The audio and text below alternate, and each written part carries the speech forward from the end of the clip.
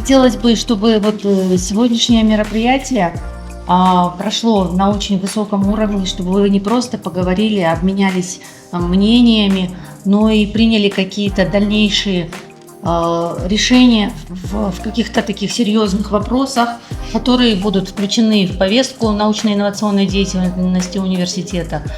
И в конечном итоге мы получим положительные результаты этой деятельности.